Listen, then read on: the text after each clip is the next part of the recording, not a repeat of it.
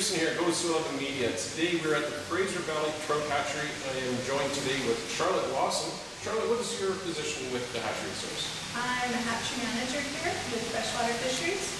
Okay, and how long have you been with them? I'm in my 31st year. Been here for a little while. She knows her stuff, guys, so there's going to be some good stuff. What are we going to be covering today? We're going to be looking, I guess, at some of the behind-the-scenes aspects of what you guys do here. Yeah, we're just going to take a look in our incubation room. This is the busiest time of year for us. We're collecting eggs from mostly Dragon Lake at this facility, which is a lake near Quesnel, one of our important brood lakes.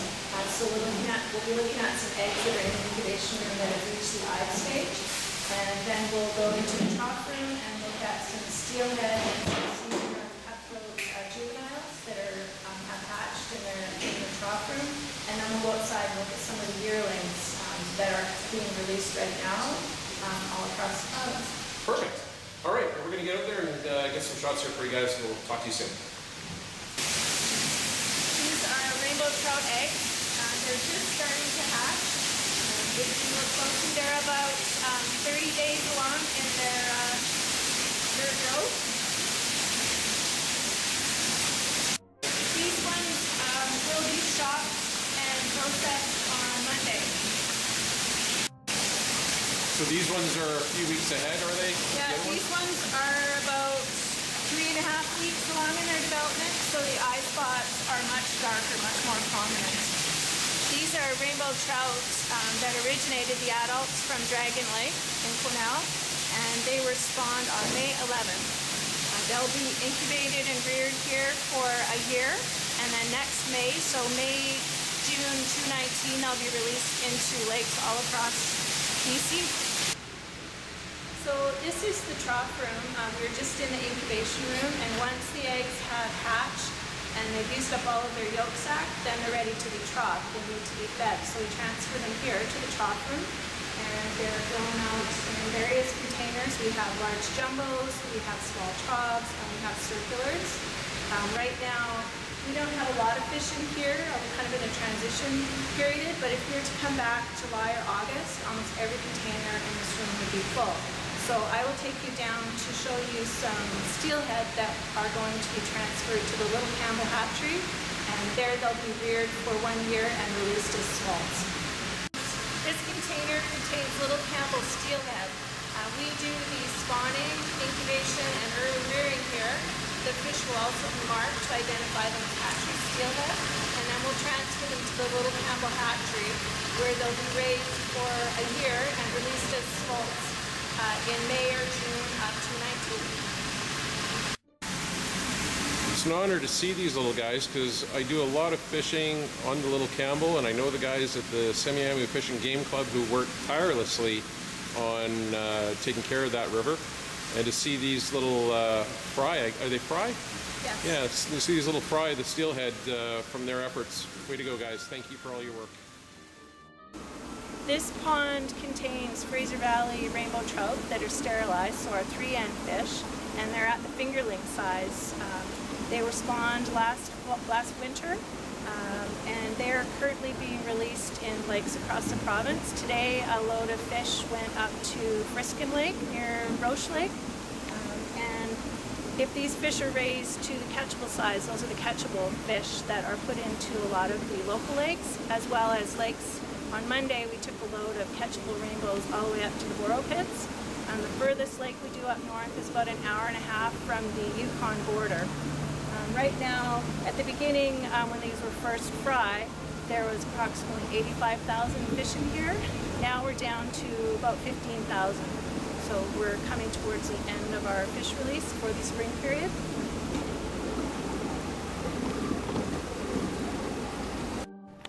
Hey everybody, Rick Peterson, Goes to 11 Media.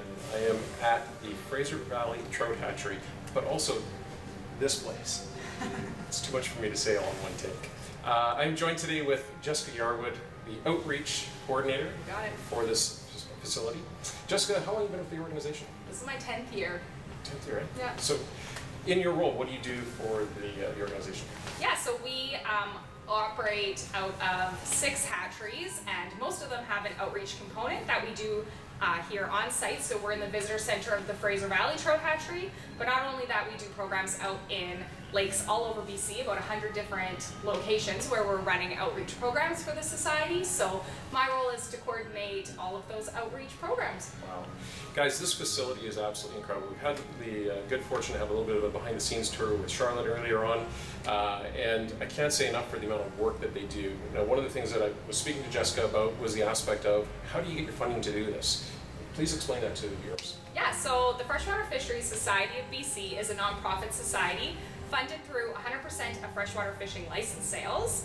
Of course, Habitat Conservation still gets the surcharge, but the revenue, 100% of that comes to us to do our programs that Char was showing you. However, our outreach side of things, we get sponsorship from outside funders to run our programming here. It's a great, great cause. I mean, as a kid growing up in Vancouver, I know I used to fish a lot of the local lakes. So I was telling you, it used to be under 16, over 65, and now it's been opened up to a much wider demographic for people. I guess it's pretty much open for all ages. Can you elaborate on that a little bit? Yeah, so it kind of depends where you are. There are lots of lakes in the province that still operate as a youth and senior fishery, or just youth. So it's really important that you check your regulations. Here in the Lower Mainland, you are right. Some of the ones that were youth and senior only have changed. But like I mentioned, there are lots in the province that still operate in that same fashion. Of course, youth under 16 do not require a fishing license, so it's great to have them on all lakes as well. Exactly. One of the things that actually blew my mind was the aspect of how far of a reach your organization has in stocking the lakes. Now, when we talk about the Fraser Valley Trout Hatchery, I was of the impression that it was going to be all the sort of the local lakes, you know, Rice Lake, Bunsen Lake, all those kind of lakes. But you surprised me and you told me you guys do a lot up north, and there's even one that's not far from the far north border. Can you elaborate? Yeah, so we stock, as a society, we stock 800 lakes across the province. And so there are 6 hatcheries in BC that do the stocking, but here in the Abbotsford hatchery, we definitely reach pretty far. Like Char was mentioning, we went just an hour and a half out of the Yukon this week to stock fish into lakes. So. That's a long drive with fish. Yeah, fantastic place, guys. There's going to be coming up on the 16th. I'll let you plug that for sure. Your outreach. So June 15th to 17th is Family Fishing Weekend. So it is free to go fishing without a license here in BC if you're a Canadian resident. There are 51 events across the province, just promoting that and getting people excited and into fishing. One of the events is happening here at the Fraser Valley Trout Hatchery. It's from 8 a.m. to about 1 o'clock. You can come and take a tour of the facility, head out and go fishing. We have a barbecue and that event is free, so definitely worth coming down and checking out. We get lots of prizes donated. We'll be giving away lots of fishing rods throughout the day, tackle, things like that. Awesome. So guys, get out and do this. It's free to come and do. The other thing is that with the fishing, we're not talking about little guys. We're talking about fishing in the brood pond, correct? Well, so it's our Learn to Fish ponds, and so we stock it with catchable size rainbow trout. However, some of those have been in there probably a couple years, so they are a little bit bigger. Okay. Yeah, you're a true angler. You're true angler, this big. So get out and give it a shot, guys. It's well worth it while you have the opportunity. So Jessica, thank you so much for your hospitality. It was a great view and everything, and we hope that you guys continue your success in what you're doing. Thank you for visiting today. Thank you. Back to you guys.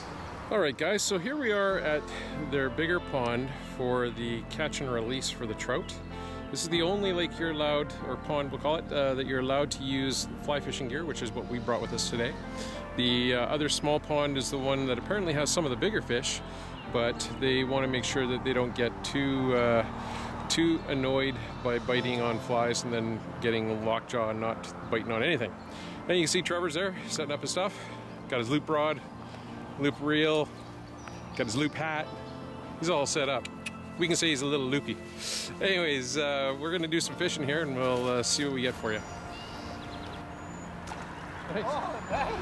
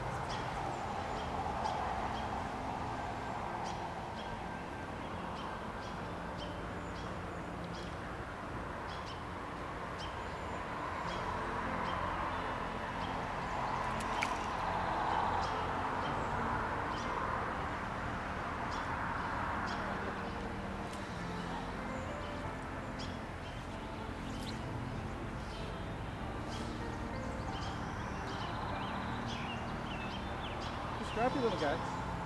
Huh? They're scrappy little guys. Nice.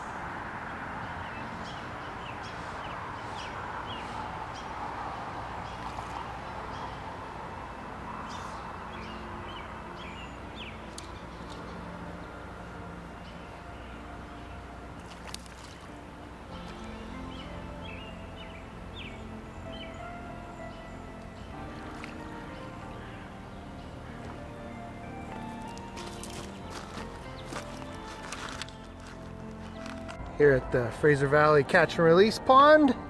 Beautiful, legacies live on, goes to 11 Media. Catch and release, baby. That's how you do it.